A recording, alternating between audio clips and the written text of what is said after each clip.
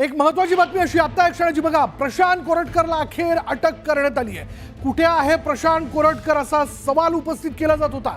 अखेर छत्रपती शिवाजी महाराजांबद्दल अवमानकारक वक्तव्य करणारा प्रशांत कोरटकर जो आहे त्याला अखेर अटक करण्यात आली आहे। प्रशांत कोरटकर हा राज्यातच असल्या संदर्भातली माहिती पोलिसांना मिळालेली होती। खास करून तो चंद्रपुरातच कुठेतरी आहे असा एक अंदाज जो आहे तो व्यक्त करण्यात येत होता। पण आता नेमकं प्रशांत कोरटकरला कुठून अटक करण्यात आली? प्रशांत कोरटकरला तेलंगणातनं अटक झाल्याची माहिती समोर येते। अधिक तपशील आपण जाणून घेणार आहोत। आमचे प्रतिनिधी आपल्या बरोबर आहेत। आमचे प्रतिनिधी तुषार आपल्या बरोबर। तुषार, काय माहिती?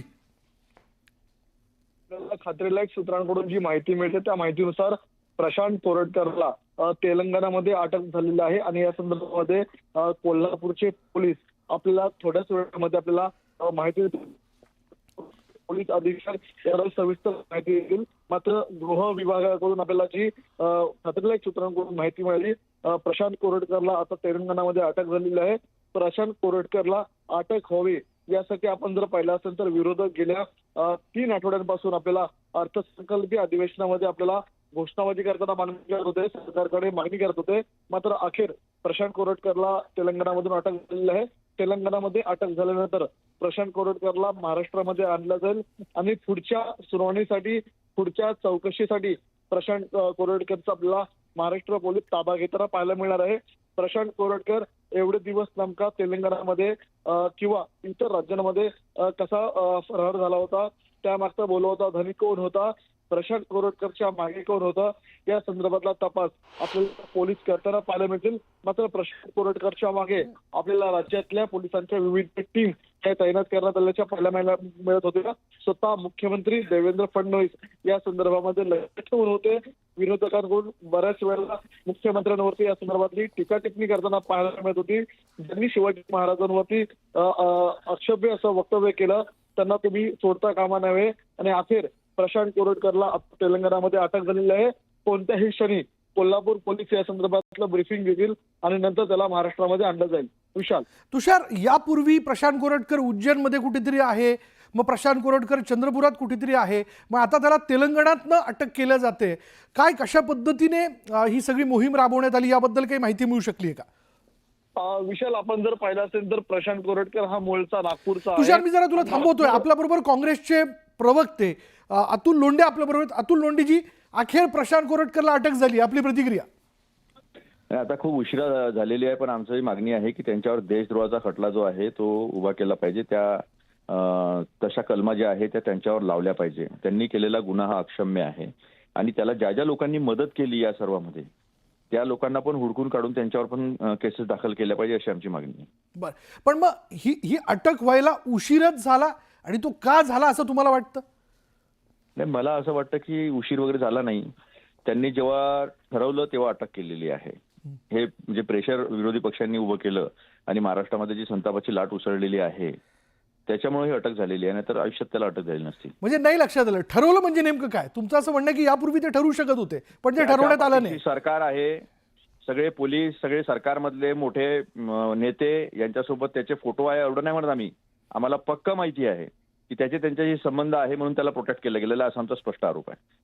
बरं, प्रशांत कोरटकरशी सत्ताधारी नेत्यांचे त्याचे असणारे लागेबांधे यामुळे त्याला आतापर्यंत अटक होत नव्हती? बिलकुल, आणि तेच विचार आहे ना छत्रपती शिवाजी महाराजांच्या संदर्भामध्ये जे विचार आम्ही आजपर्यंत ऐकत आलेलो होतो, ज्या पद्धतीने छत्रपती संभाजी महाराजांची बदनामी केली, ज्या पद्धतीने छत्रपती शिवाजी महाराजांबद्दल लिहिलं गेलेलं आहे त्याचंच ते रिफ्लेक्शन होतं। एवढी हिंमत येते कुठून महाराष्ट्रामध्ये छत्रपती शिवाजी महाराजांबद्दल असं बोलण्याची? ते इंद्रजित सावंत सारख्या एका इतिहासकाराला जे पुराव्यानिशी बोलतात, पुराव्यातून इतिहास समोर ठेवतात, त्यांना असं बोलण्याचं काय कारण होतं? एवढी हिंमत येते कुठून? प्रोटेक्शन असल्याशिवाय एवढी हिंमत येऊ शकत नाही। भाऊ, तुम्ही कायम स्पष्ट बोलता, तुमचं मत मांडत असता। प्रशांत कोरटकर नागपूरचे आहेत, आपण देखील नागपूरमध्ये असता, आपल्याला माहिती आहे की या पाठीमागे नेमकं कोण आहे? स्पष्ट बोला ना। नाही, या पाठीमागे कोण आहे मला माहिती असतं तर मी कधीच सांगून दिलं असतं, आपल्याला कल्पना आहे। पण कोणी पाठीमागे असल्याशिवाय पॉवरफुल एवढ्या दिवस गायब राहणं, दुबईला जाऊन येणं, आम्ही ऐकलं दुबईला जाऊन आले, काल ऐकलं ताडोब्यात होते, तेलंगणातनं अटक झाली। म्हणजे तेलंगणात कुठनं अटक झाली? तेलंगणामधनं? हो, म्हणजे कालपर्यंत आम्ही म्हणत होतो की ते चंद्रपुरात आहेत। अशा बातम्या आम्हीच ऐकत होतो आणि तेलंगणा तिथून जवळच आहे, काही जास्त दूर नाही आहे. बरोबर. म्हणजे इथून तिथून रनवर होता म्हणजे सगळी माहिती त्यांना मिळत होती ना. म्हणजे सोयीनुसार त्यांची फिरस्ती चाललेली होती, सगळं माहिती होतं, पण केलं काहीच जात बिलकुल नव्हतं. बिलकुल स्पष्ट आरोप आहे. प्रोटेक्शन मध्ये सगळं चाललेलं होतं. जोपर्यंत त्याला पकडायचं नव्हतं तोपर्यंत पकडल्या गेलेलं नाही आहे हम्म. आणि आता पकडल्या गेलेलं आहे. पण म्हणजे कोरटकरला चिल्लर म्हणलं गेलं, कोरटकरवरती कारवाई केली जाईल असं म्हणलं गेलं, पण होत नव्हती. ज्या व्यक्तीकडे ईडीने जप्त केलेली गाडी तो चालवू शकतो, आहे का कोणाची हिंमत आजपर्यंत आता की ईडीने जप्त केलेल्या वस्तू वापरू शकतो? तो वापरत होता. त्याचे फोटो देशाच्या प्रधानमंत्र्यांसोबत, गृहमंत्र्यांसोबत घरात मोठे मोठे नेते त्याच्या जाणं येणं आणि त्याचं सगळं पोलिसांशी लागेबंदे, हे काही लपून राहिलेल्या गोष्टी थोडी आहे. या सगळ्या स्पष्टपणे समोर आलेल्या आहे. अतुल लोंढेजी, आजच हायकोर्टामध्ये त्याच्या जामिनावरती सुनावणी होणार होती आणि आजच त्याला अटक करण्यात आली. हा केवळ योगायोग आहे की हे सारं जुळून आलंय असं आपल्याला वाटतं? क्रोनॉलॉजी समजा. अगदी स्पष्ट आहे. प्रोटेक्शन असल्याशिवाय हे होऊ शकत नाही. धन्यवाद आमच्याशी बोलल्याबद्दल. प्रशांत कोरटकरला अखेर महिन्याभरानंतर, म्हणजे तब्बल महिन्याभरानंतर त्याला अटक झाल्याचं आपण बघतोय. प्रशांत कोरटकर कधी म्हटलं गेलं तो उज्जैनमध्ये आहे, कधी म्हटलं गेलं तो कुठेतरी बाहेर आहे, बाहेर परदेशात आहे. याच विषयी प्रतिक्रिया आपण जाणून घेणार आहोत. उबाटा गटाचे खासदार अरविंद सावंत आपल्याबरोबर आहेत. अरविंद सावंतजी, काय आपली प्रतिक्रिया? अखेर प्रशांत कोरटकरला अटक झाली आहे. अखेर अटक झाली या शब्दात मोठा आहे, लक्षात घ्या. सरळ अटक नाही झाली, अखेर अटक झाली. अखेर अटक झाली. दबाव आल्यानंतर अटक झाली. कोरटकरांसारखी नादान माणसं या राज्यात आहेत आपल्या. हे औरंगजेबाला घेऊन नाचतात ना, त्यांना म्हणा शिवरायाचा अपमान करणाऱ्या माणसाबद्दल काय भजन करता का तुम्ही? हा, तुम्ही कसे वागता?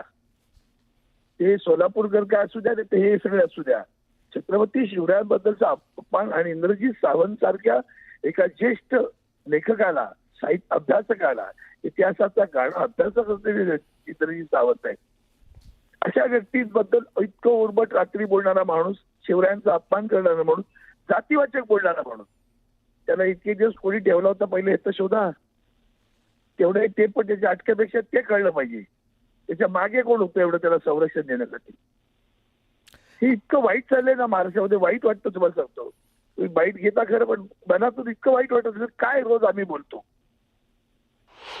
समाज मन ह्याच्यातनं पिळवत उसळून आलं पाहिजे.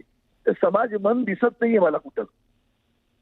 आणि मग या इतक्या घाणेरड्या प्रतिक्रिया करून, घाणेरड्या वागून, भ्रष्टाचारी करून, खोके घेऊन, टोके घेऊन काही परिणाम होत नाही. गेंड्याचा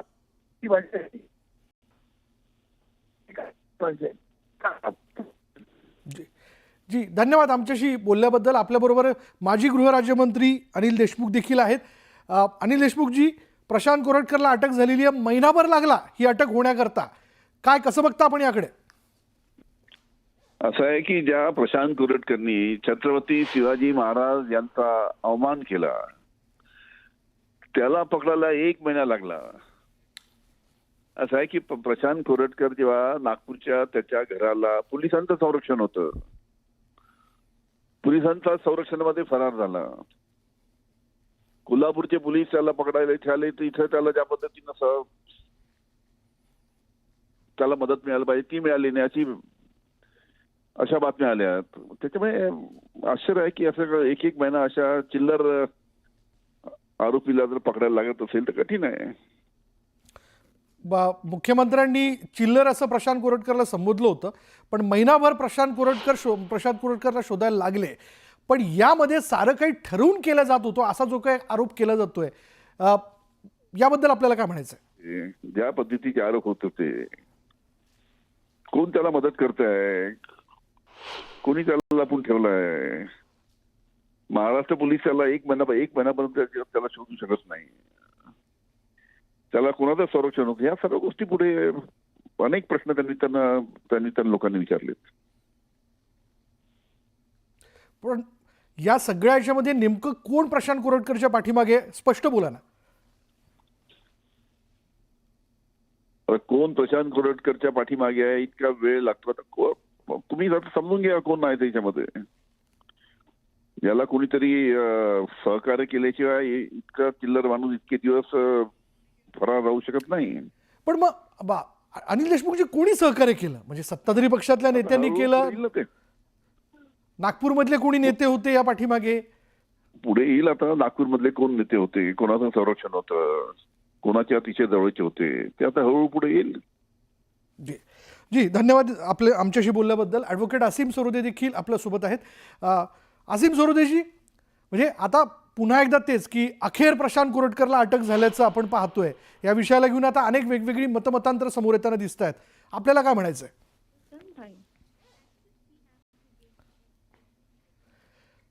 ॲडव्होकेट असीम सरोदे यांच्याशी बोलण्याचा आपण प्रयत्न करू. पण प्रशांत कोरटकरला आज अटक करण्यात आल्याचं आपण बघतोय. आज हायकोर्टामध्ये त्याच्या जामीन अर्जावरती सुनावणी होणार होती आणि आजच त्याला तेलंगणामधनं अटक करण्यात आली. कालपर्यंत न्यूज 18 लोकमतनेच या संदर्भातली बातमी जी ती पुढे आणलेली होती की राज्यातल्या सुरक्षा व्यवस्थेचा असा एक अंदाज आहे की प्रशांत कोरटकर हा चंद्रपूरमध्ये असावा. चंद्रपूर आणि तेलंगणा तसं बघायला गेलं तर फार काही दूर नाही आहे. आणि तसं पाहायला गेलं तर अगदी एका अंतरानंतर तेलंगणाचं क्षेत्र जे ते सुरू होतं. त्याच्यामुळे प्रशांत कोरटकर हा चंद्रपूर किंवा तेलंगणाच्या आसपास किंवा त्याच भागात असावा हा जो एक अंदाज व्यक्त केला जात होता, अखेर तो खरा ठरला आणि त्याला तेलंगणातनं अटक करण्यात आल्याचं आपण बघतोय. त्याच्यामुळे महिनाभर सुरक्षा यंत्रणा त्याचा शोध घेत होत्या. कधी प्रशांत कोरटकर उज्जैनमध्ये असं म्हटलं गेलं, कधी प्रशांत कोरटकर हा परदेशात गेला असं म्हटलं गेलं, कधी प्रशांत कोरटकर जो आहे तो नागपूरमध्ये जे याबद्दलचा दावा केला गेला आणि अखेर त्याला तेलंगणातनं अटक करण्यात आल्याचं आपण पाहतोय.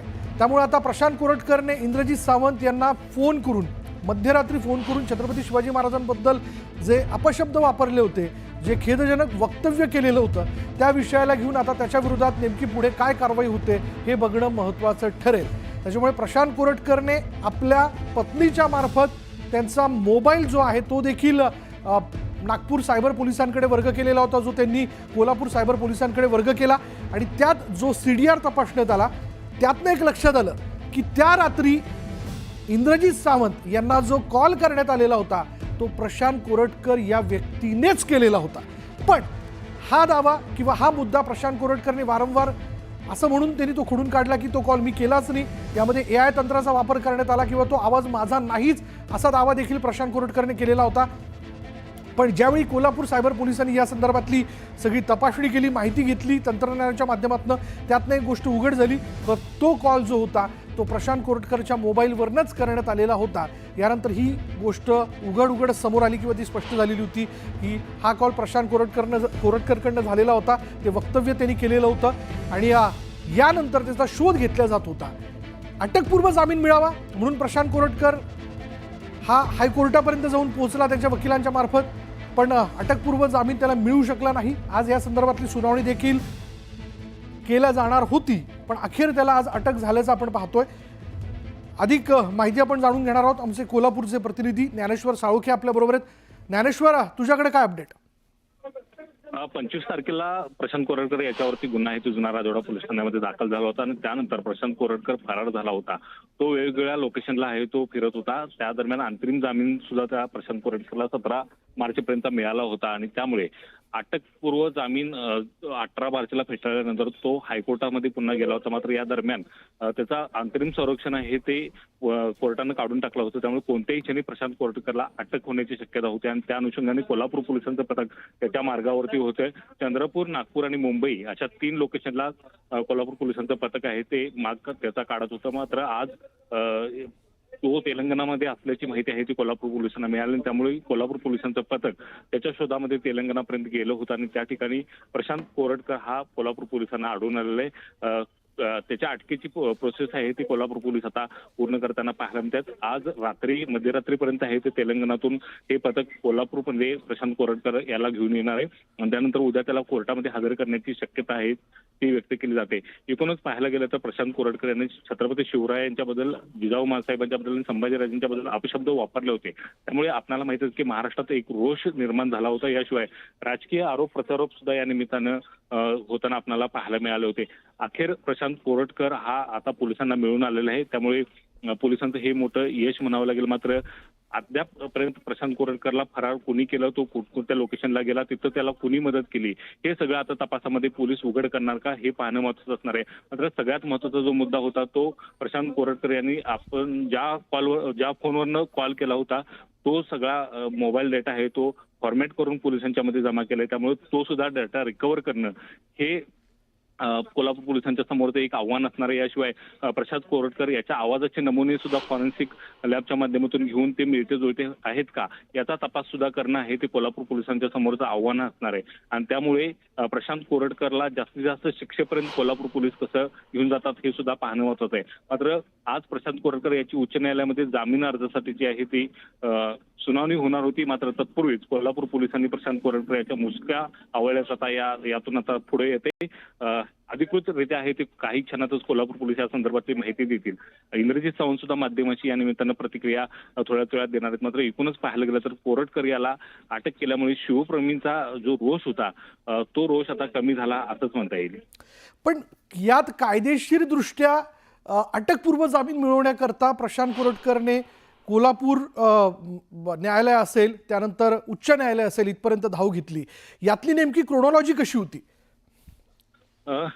खरं तर कोरटकर याला वाचवण्यासाठी आणखीन काही पोलीस अधिकारी पुढे आले होते अशा पद्धतीचा संशय आहे तो या इंद्रजित सावंतच्या बाजूने या केसमध्ये उभा राहिलेले असीम सरोदे यांनी व्यक्त केला होता. कारण प्रशांत कोरटकर याचे अनेक वरिष्ठ अधिकाऱ्यांशी संबंध होते, उठबस त्याचे होते आणि त्यामुळे पोलिसांची आयडिओलॉजी आहे ते त्याला कोणतरी देत होता आणि त्यामुळेच तो पसार होत होता अशा पद्धतीचा संशय आहे तो या सगळ्या शिवप्रेमींनी आणि असीम सरोदे यांनी व्यक्त केला होता आणि त्या अनुषंगाने तपास करण्याची मागणी आहे ती केली होती. आपल्याला माहिती आहे की चंद्रपूरच्या SP ऑफिसच्या समोर असलेल्या एका हॉटेलमध्ये प्रशांत कोरटकर थांबला होता आणि तिथं सुद्धा एका पोलीस अधिकाऱ्याने त्याची भेट घेतल्याची माहिती आहे ती पुढे आली होती. त्यामुळे कोल्हापूर पोलीस त्याच्या मागावर असताना प्रशांत कोरटकर याला कोल्हापूर पोलिसांची माहिती आहे ती कोणतरी देत होतं आणि त्यामुळे प्रशांत कोरटकर आपले ठिकाण बदलण्यामध्ये यशस्वी होत होता.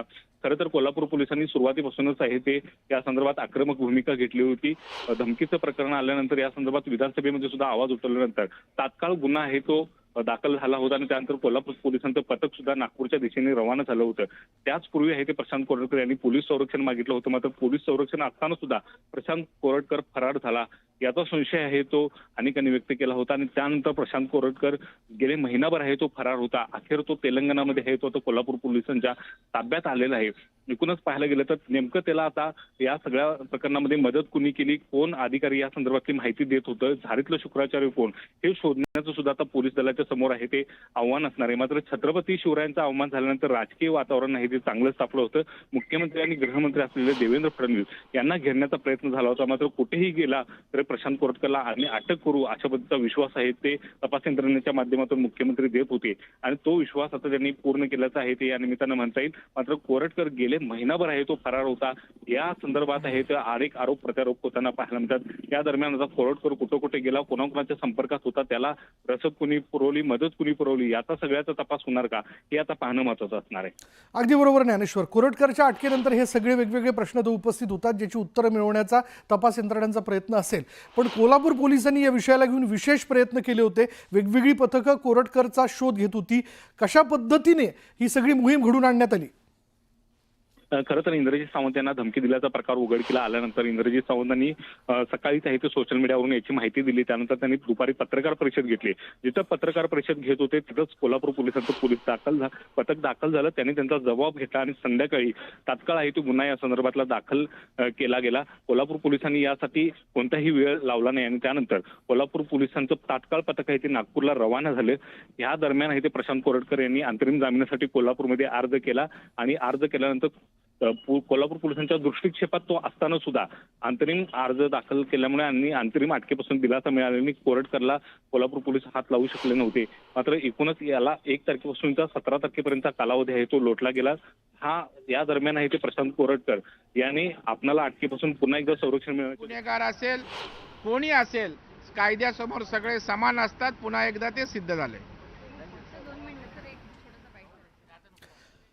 प्रशांत कोरटकरला अखेर तेलंगणामधून अटक करण्यात आल्याचं आपण बघतोय. गेल्या महिनाभरापासून पोलिसांना गुंगारा देणारा प्रशांत कोरटकर हा तेलंगणामध्ये सापडला. कोल्हापूर पोलिसांचं विशेष पथक त्याचा शोध घेत होतं. प्रशांत कोरटकर वारंवार त्याला मिळणाऱ्या माहितीच्या माध्यमातून त्याची ठिकाणं बदलत होता का? अर्थात हा यापुढे त्याच्या अटकेनंतरचा तपासाचा भाग असू शकेल, पण यामध्ये दोन तीन गोष्टी ज्या आहेत त्या लक्षात घेणं आवश्यक आहे. पहिलं तर प्रशांत कोरटकरने केलेलं वक्तव्य, त्यानंतर नागपूरमधूनच पुढे तो फरार झाल्याचं कळत होतं. प्रशांत कोरटकरला कोणी पोलीस यंत्रणेतनंच पोलिसांच्या हालचालीबद्दल माहिती देत होतं का? हा देखील एक प्रश्न या सगळ्या अटकेनंतर उपस्थित केला जातोय. दुसरा मुद्दा, प्रशांत कोरटकरने त्याचा मोबाईल जो होता त्याच्या पत्नीच्या मार्फत नागपूर सायबर पोलिसांकडे वर्ग केला, जो नंतर नागपूर पोलीस सायबर पोलिसांनी कोल्हापूर सायबर सेलकडे वर्ग केला, जो फॉर्मॅट करून त्यांनी दिलेला होता. पण त्यातनं जो डेटा रिकव्हर करण्यात आला, जो सीडीआर तपासण्यात आला, त्यातनं एक मुद्दा प्रकर्षाने स्पष्ट झाला की त्या रात्री इतिहास अभ्यासक इंद्रजित सावंत यांना ज्यांनी फोन केला होता तो प्रशांत कोरटकरच होता. हे न्यायालयात समोर अगदी स्पष्ट झालं. पण त्याच दरम्यान आपण जर पाहिलं तर कोल्हापूर न्यायालयाने प्रशांत कोरटकरला काही दिवस अटक करू नये या संदर्भातला दिलासा त्याला देऊ केलेला होता. पण पुढे अटकपूर्व जामिनाकरता प्रशांत कोरटकरने उच्च न्यायालयात धाव घेतलेली होती, ज्या संदर्भातली सुनावणी आजच पार पडणार होती. पण बघा, योगायोग कसा आहे की आजच त्याला तेलंगणामध्ये अटक करण्यात आली. आजच उच्च न्यायालयात त्याच्या अटकपूर्व जामिनावरचा निर्णय जो आहे किंवा त्याबद्दलची सुनावणी जी आहे ती होणार होती. पण आता कोल्हापूर पोलिसांनी तिच्या मुसक्या आवळलेल्या आहेत. त्याच्यामुळे त्याच्या अटकेनंतर आता तेलंगणातून त्याला इकडे आणण्याच्या संदर्भातली कायदेशीर प्रक्रिया जी आहे ती पूर्ण केली जाईल. आज रात्री कोल्हापूरमध्ये त्याला आणल्या जाऊ शकतं असं देखील आपल्याला कळतंय. त्यामुळे छत्रपती शिवाजी महाराज असतील, त्याचबरोबर मा जिजाऊ असतील, छत्रपती संभाजीराजे असतील, यांच्याबद्दल खेदजनक, खळबळजनक वक्तव्य करणारा किंवा त्यांच्याबद्दल अवमानकारक वक्तव्य करणारा हा प्रशांत कोरटकर जो आहे याला अखेर अटक करण्यात आल्याचं आपण बघतोय. प्रशांत कोरटकरने त्या रात्री इंद्रजित सावंत यांना फोन केला होता, हे तर सीडीआरच्या सगळ्या माहितीनंतर समोर आलेलं आहे. पण त्यावेळी देखील प्रशांत कोरटकरने या संदर्भातले दावे केलेले होते. त्यांनी म्हटलं होतं की तो कॉल मी केलेलाच नाहीये, तो आवाज माझा नाहीये, AI तंत्रज्ञानाच्या माध्यमातून कोणीतरी माझ्या आवाजाचा गैरवापर त्या सगळ्या याच्यात केलेला आहे. पण यात पोलिसांनी जो काही एकूण तपास केला किंवा सायबर सेल विभागाने जो काही तपास केला, यातनं पूर्णपणे स्पष्ट झालं की त्या रात्री कॉल करणारा हा खुद्द प्रशांत कोरटकरच होता आणि त्या कॉल रेकॉर्डिंगमधला आवाज हा प्रशांत कोरटकरचाच होता. पण याबद्दल सगळ्या शिवप्रेमींमध्ये मोठा रोष होता. प्रशांत कोरटकरबद्दलचा आंदोलनं त्याच्याबद्दलच्या केली गेली, त्याच्या वक्तव्याचा निषेध करण्यात आला. पण अखेर महिन्याभरानंतर का होईना प्रशांत कोरटकरला तेलंगणामध्ये अटक करण्यात आली आहे. यानंतर इथे वेळ झाली का ब्रेकची. ब्रेक घेऊयात. पहा फक्त न्यूज 18 लोकमत.